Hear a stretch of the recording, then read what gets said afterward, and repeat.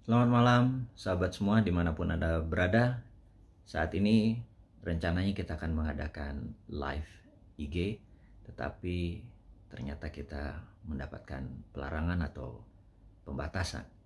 Jadi memang mempromosikan kebenaran-kebenaran dalam geopolitik dan geostrategik, di mana ini adalah bagian dari cara cerdas bernegara. Kita mengajarkan anak-anak generasi muda terutama yang berusia 45 tahun ke bawah, dan difokuskan juga yang mereka berumur 25 tahun ke bawah.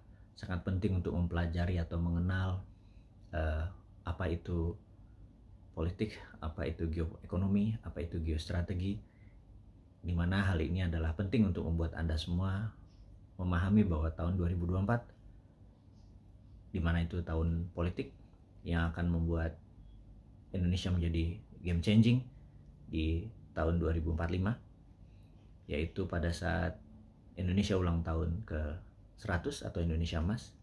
Siapapun yang memimpin di tahun 2024, ada waktu sekitar 21 tahun untuk membuat Indonesia menjadi negara superpower.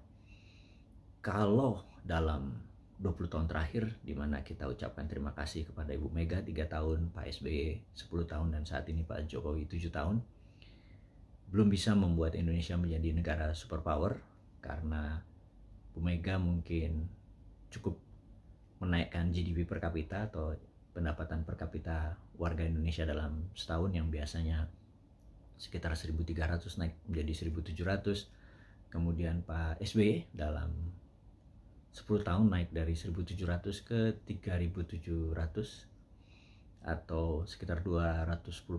Dan alhamdulillah selama 7 tahun ini Pak Jokowi sebagai pemimpin negara berhasil menaikkan 6%. 6%, sekali lagi ya, 6%. Hanya mengingatkan aja, 6% dalam 7 tahun. Itu semua tetap aja prestasi karena naik gitu ya. Tapi dalam 20 tahun terakhir, jelas Indonesia bukan negara superpower.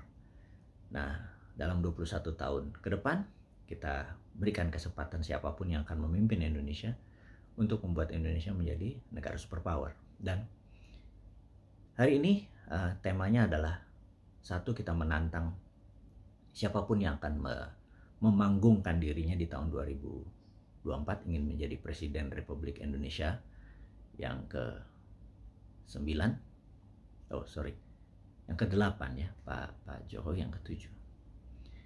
Kemudian di sini ada pertanyaan, siapapun orang tersebut, dia kita harapkan memiliki peluang membuat Indonesia menjadi negara superpower. Bagaimana untuk dirinya membawa Indonesia menjadi negara superpower? Setidaknya mengangkat dari GDP per kapita yang saat ini sekitar 3.900, mungkin di akhir masa jabatan 3 tahun lagi mungkin sekitar 4.000. Itu juga masih mungkin gitu ya.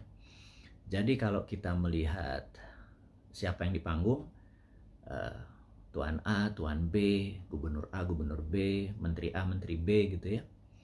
Coba kita lihat aja, kira-kira bagaimana cara dia ingin menjadikan Indonesia menjadi negara superpower. Ini kita harus pelajari misinya. Kalau sekedar dia cuman menggunakan media untuk menjadi terkenal, menjadi lucu, menjadi bulan-bulanan media dengan banyak-banyaknya berita, sebanyak-banyaknya berita, yang penting di repeat terus atau banyak-banyakan billboard gitu ya. Saya rasa itu hanya proses menuju keterkenalan atau knowingness. Namun setelah dia terkenal atau masyarakat tahu, masyarakat sesungguhnya menunggu, apakah setelah saya kenal, punya nggak konsep atau program yang membuat Indonesia menjadi negara superpower seperti harapan 270 juta bangsa warga negara Indonesia. Apa rencananya gitu ya? Itu yang kita mau nantang. Dan kita tahu ada dalam berita terakhir misalnya tentang BUMN. Tahun lalu Pak Jokowi, Pak Presiden, akan membantu lebih dari 25 triliun rupiah dengan PMN kepada BUMN dan ternyata hari ini dana itu dibantu, dan saya heran kok masih dibantu perusahaan rugi gitu ya. Rugi itu kan karena bodoh sebenarnya. Bodoh kok dibantu gitu ya, dan menggunakan APBN, menggunakan uang negara. Uang negara untuk dikasihkan hal nggak produktif itu adalah kebodohan hakiki. Bukan Pak Presiden yang bodoh, tapi jangan-jangan negara ini ada yang harus dirubah. Jadi saya usulkan kepada sahabat semua, yuk kita melihat ke depan, bagaimana kalau BUMN ini kita bubarin aja kementeriannya. Begitu Pak Presiden. Supaya Bapak jangan terbebani APBN tersebut karena kebodohan manajemen BUMN. Negara berbisnis itu tidak benar. Negara berbisnis itu tidak baik. Kalau Anda terkagum-kagum, misalnya saat ini kan terkagum-kagum dengan Tiongkok gitu ya. Tiongkok punya banyak BUMN. Tapi jujur, BUMN Tiongkok itu beda. Dia adalah bukan badan usaha milik negara, tapi badan usaha milik pemerintah. Dan pemerintah di sana adalah PKC. Jadi sesungguhnya BUMN adalah badan usaha milik Partai Komunis. Jadi karena sistem kepartean, mengontrolnya lebih gampang. Jadi ada baiknya BUMN di Indonesia ditutup aja kementeriannya. Lalu perusahaan-perusahaan tersebut kita konsolidasi lah. Yang bagus kita merger, kita jual ke swasta Indonesia tentunya atau ke bursa saham. Yang jelek ya udah ditutup aja dan tanggung semua kerugian tersebut. Mereka-mereka ini akan menjadi lebih lincah lagi, direksi-direksi BUMN ini. Karena lincah kenapa? Karena bukan di bawah kementerian, tetapi di bawah kementerian terkait. Misalnya PLN dan Pertamina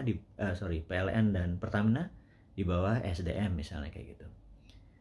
Nah, dengan demikian kalau kementerian ditutup, itu banyak hal yang menjadi efisien. Nggak ada lagi buka pintu untuk Pak Menteri, selamat malam, selamat pagi. Strukturnya itu banyak orang-orang departemen, namanya juga departemen kantor, yang menurut kami adalah tidak terlalu efektif. Jadi lebih baik langsung ke menteri terkait aja BUMN tersebut. Jadi misalnya kalau Batan atau Pindad ya di bawah Kementerian Pertahanan gitu ya. Nah, sehingga organisasi BUMN yang ada 800 anak usaha ini paling sisakan 50. Dan sekali lagi, setelah Kementerian BUMN tidak ada, swasta boleh bertindak lebih powerful lagi, terutama yang pemiliknya tentunya orang Indonesia, jangan apa-apa asing atau FDI. Jadi misalnya swasta Indonesia boleh punya kilang minyak, boleh ngebor minyak, dan boleh menjual sendiri sampai SPBU. Begitu juga di dalam energi listrik. Swasta boleh punya pembangkit listrik, punya transmisi, dan menjual sendiri ke pengguna langsung. Jangan-jangan begitu swasta bisa memproduksi listrik dan menjual ke masyarakat langsung, harganya setengah PLN jangan-jangan. Jadi hal-hal seperti begini itu perlu pembaruan. Disinilah membuat bernegara menjadi berbeda, dan konsep New Mind tadi adalah konsep yang akan dipakai di tahun 2024 kalau New Mind diberi mandat. Dan siapapun yang menjadi kandidat atau penantang atau mereka yang ingin menari di 2024, coba konsepnya mana? Tantang itu New Mind dan tantang itu Old Mind. Anda punya apa? Mau ikut model Old Mind lagi ya? Nggak akan membuat Indonesia menjadi negara superpower. Tapi kalau Anda punya konsep baru, selain seperti New Mind punya, atau seperti follow seperti Old Mind, Anda sebaiknya punya konsep baru. Itu yang saya tantang. Wahai beberapa Pak Gubernur yang niat, beberapa menteri yang niat, dan beberapa tokoh partai politik lain yang niat. Mana? Kita tantang deh. Ini tantang positif, bukan tantang negatif, bukan tantang carok loh. Ini nantang pemikiran, nantang konsep, dan menantang tim. Jadi kita benar-benar nanti di tahun 2024 itu masyarakat tuh pinter. Bukan hanya populer, tapi masyarakat tuh dipinteri. Dan itulah tema Hari ini yang tadinya akan mengudara langsung menjadi taping, tapi sahabat semua, saya pribadi mengucapkan terima kasih Anda sempat menonton video ini. Coba direnungkan bahwa apa yang kita maksudkan ini hari ini, saat ini, bisa menjadi pelajaran kita bersama. Mohon maaf tidak bisa live sekali lagi. Dan pelajaran cara cerdas bernegara akan kembali ke YouTube channel Bosman Mardigu dan Bosman Mardigu Official. Sahabat semua juga bisa memfollow di IG dan TikTok. Kita akan buka lagi yang baru. Kita nggak akan pernah nyerah.